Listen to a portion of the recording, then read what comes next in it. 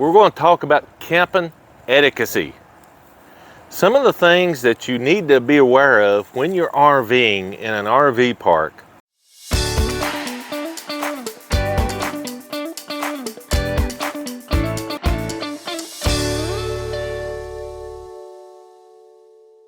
That you need to follow just to give your neighbors and the proper etiquette to ensure a better camping experience and a trouble-free. Number one, do not walk through someone else's RV site unless you know them, unless they are camping with you, or unless they are your friends or family. If it's a stranger, respect their site as if that was their house. Keep that in mind. Their site, their front yard, and their driveway area. Do not walk through it. Number two, trash. Yeah, I want to speak about trash. Trash is one of the biggest things that you'll find in some parks. If you leave trash, make sure to pick it up. What you bring, you take back with you. You need to make sure that you actually have all your trash picked up and ensure that you don't leave any behind once you get ready to pull out of the park. If you do and you leave your trash at a curb, make sure the RV park picks it up at the curb. If they don't, then take it to your trash dump that's in the park provided for you.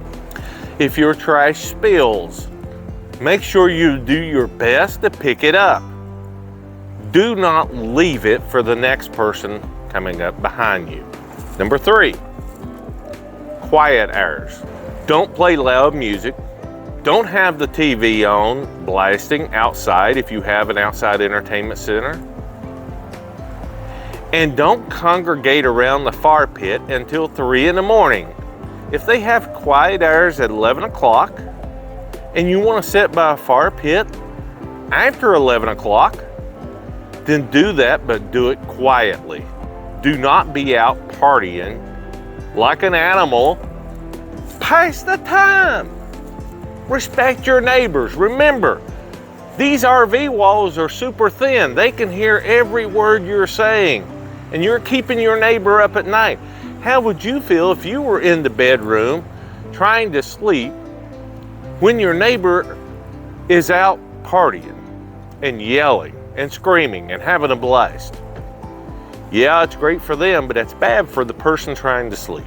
So respect the quiet hours. Number four, when you park, try to park in the designated areas. Don't park in the grass. Don't park where there's no parking. If you bring a golf cart, be careful where you ride in the golf cart. Don't ride it through the grass. Number five, when you do hookups and you disconnect, try to do that when your neighbor is not out eating their lunch or dinner during their camping. Yeah, I know it's difficult sometimes, but if you're hooking up your sewer connections, guess what? You don't have to hook it up immediately because you only dump either in the middle or toward the end of your camping stay. So you don't have to hook it up right at that time or dump right at that time. So please respect your neighbor when you're dumping your sewage, that you do it when they're not eating. Come on, it's not gonna hurt you. Number six, a lot of the campsites are real tight and you have to walk over into your neighbor's yard that's considered their yard to do your hookups and disconnects. If they're out, be neighborly and speak. I mean, that's just common things of an RV campground. Be neighborly and speak and say, sorry I had to come through here, but I'm disconnecting and gonna pull out. 7, when you meet your neighbors, always speak to them. Don't be a high noser. Don't stick your nose up in the air. and think you're better than anybody else. I don't care if you drive a $3 million rig or if you drive a $2,000 pop-up. Speak to your neighbor, be friendly. That's what the camping experience is about. Make it enjoyable for you and your family. 8, speaking of families, if you have children, make sure that they don't go over on your neighbor's site playing. I know children are innocent, but they don't know that. They don't know that you're not supposed to be over there. Educate them, help them to understand to stay in your own site. 9, if you bring your pets, and I know a lot of pet owners that bring their animals. If you do, 2 things on this. Do not tie them to a tree or a shrub, number 1.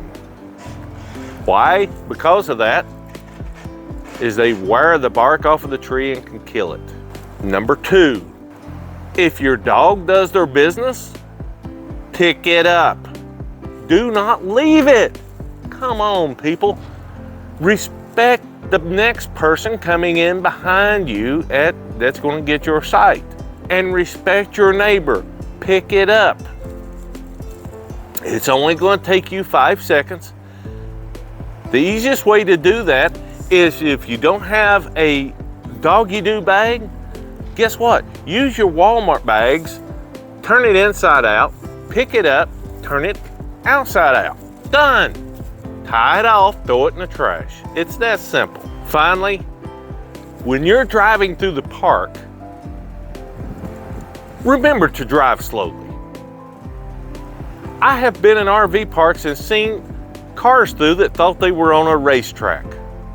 I'm talking driving 40 miles an hour in an RV park. All it's going to take is one child that could be less than a year old that's just learned to walk and accidentally walks out in front of you because they don't know.